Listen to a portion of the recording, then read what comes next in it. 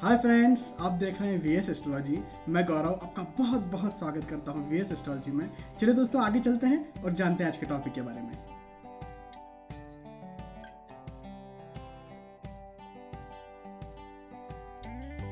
दोस्तों, ये वीडियो एक एस्ट्रोलॉजी लेसन है। इस वीडियो में हम बात करेंगे कुंडली के भाव के बारे में कि कुंडली के भाव या कुंडली के हाउस किस चीज़ को रिप्रेजेंट करते हैं। इस वीडियो में हम ग्रहों के बारे में भी बात करेंगे कि कौन सा ग्रह किस चीज़ को रिप्रेजेंट करता है और कौन सा ग्रह किस चीज़ का कारकत्व है। दोस्तों, यदि आपने इसके पहले का वीडियो या पहले का लेसन नहीं देखा है तो प्लीज़ इस चैनल की प्लेलिस्ट में जाकर वो पहले का लेसन भी देख लें। दोस्तों, यदि आप हर समय अपने राशिफल जानना चाहते हैं तो प्लीज़ इस चैनल को सब्सक्राइब करें। यदि आप ज्योतिष या एस्ट्रोलॉजी भी सीखना चाहते हैं तो भी प्लीज़ इस चैनल को सब्सक्राइब करें। चलिए दोस्तों, आगे चलते हैं और जानते हैं कुंडली के भाव के बारे में कि कौन सा भाव या कौन सा हाउस किस चीज़ को रिप्रेजेंट करता है।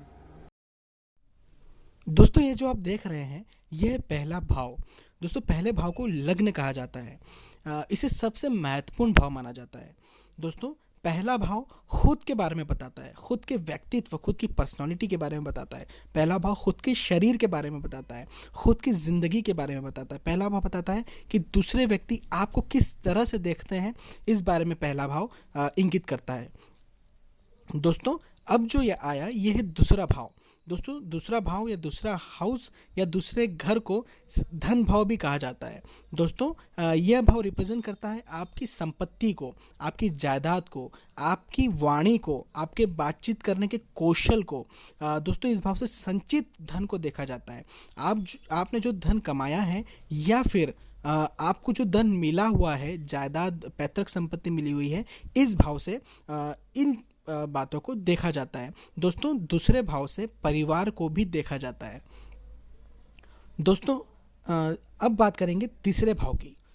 दोस्तों, तीसरे भाव से छोटे भाई बहन को देखा जाता है, पराक्रम को देखा जाता है, मित्रों, सहकर्मियों, कलीग्स और पड़ोसी के साथ संबंध का इस भाव से पता चलता है। दोस्तों, जीवन काल में जातक के इन सभी से कैसे संबंध होंगे, इस बात का भी तीसरे भाव से पता चलता है। दोस्तों, चौथे भाव के बारे में बात करें तो चौथे भाव को मातृ भाव कहा गया है, माता का भाव कहा गया है। दोस्तों, चौथे भाव से माता सुख और सुख सुविधाएं, जिंदगी की सुख सुविधाएं, ऐशो आराम, इन्हें भी देखा जाता है। दोस्तों, पांचवा भाव संतान का भाव होता है। पांचवें भाव से संतान के बारे में देखा जाता है।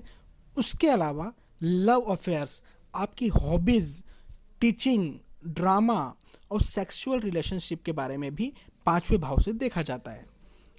दोस्तों, छठा भाव शत्रु का घर कहलाता है। इस भाव से झगड़े, विवाद, मुकदमे, कोर्ट केस, लिटिगेशन, इन चीज़ों को देखा जाता है। दोस्तों, सातवां भाव विवाह का स्थान होता है।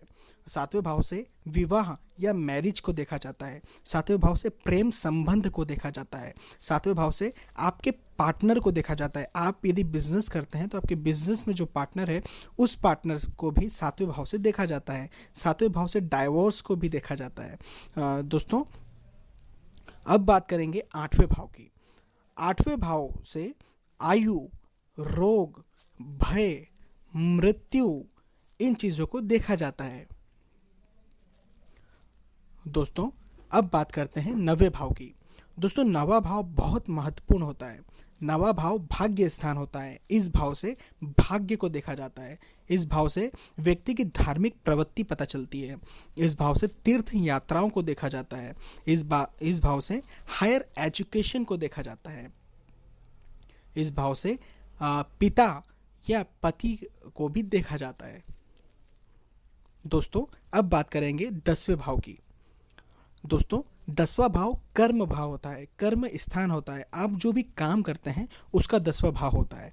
10वें भाव से व्यवसाय या नौकरी को देखा जाता है। 10वें भाव से आपका यश भी देखा जाता है, आपका कैरियर भी 10वें भाव से देखा जाता है। दोस्तों, अब बात करते हैं 11वें भाव की। 11वें भाव से लाभ, आमदनी, कमाई व बड़े भाई बहन को देखा जाता है। 11वां भाव हाउस ऑफ कम्युनिकेशन भी है। आप किस तरह से कम्युनिकेशन करते हैं इसे भी 11वें भाव से देखा जाता है। आपका कितना बड़ा ग्रुप है, आपके मित्रों का कितना बड़ा ग्रुप है, इससे भी 11वें भाव से देखा जाता है। दोस्तों अब बात करेंगे 12वें भाव की। दोस्तों 12वें भाव को व्यय भाव कहा जाता है।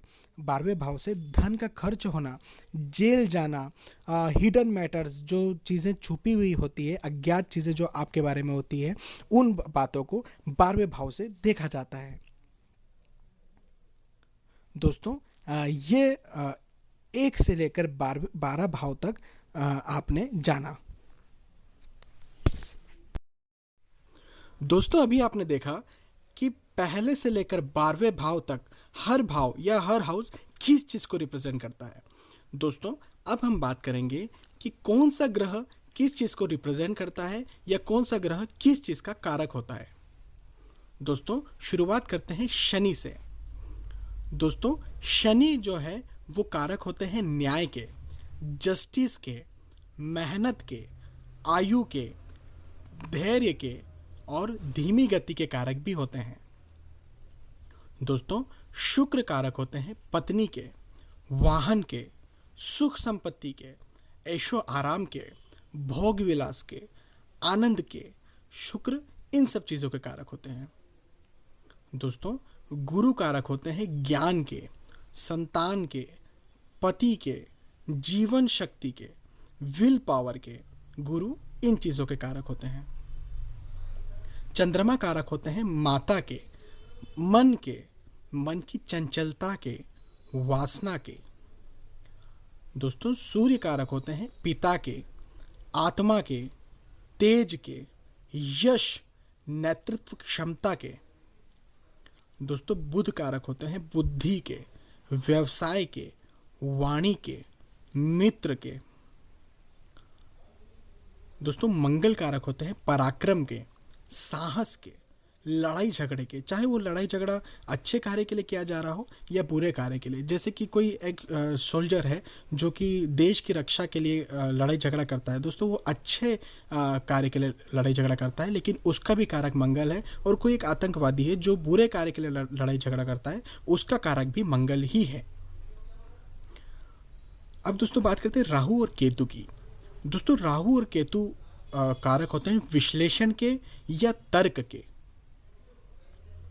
दोस्तों ये हमने बात की सारे ग्रहों की कि हर ग्रह किस चीज़ के कारक होते हैं। दोस्तों आपने वीडियो देखा, आपका बहुत बहुत धन्यवाद। आप और भी एस्ट्रोलॉजी या ज्योतिष सीखना चाहते हैं तो प्लीज़ इस चैनल को सब्सक्राइब करें। समय के साथ साथ इस चैनल पर वीडियोस अपलोड किए जाएंगे। यदि आप हर समय राशिफल भी जानना चाहते हैं तो भी प्लीज़ इस चैनल को सब्सक्राइब करें। दोस्तों आपका बहुत बहुत धन्यवाद। Bye bye.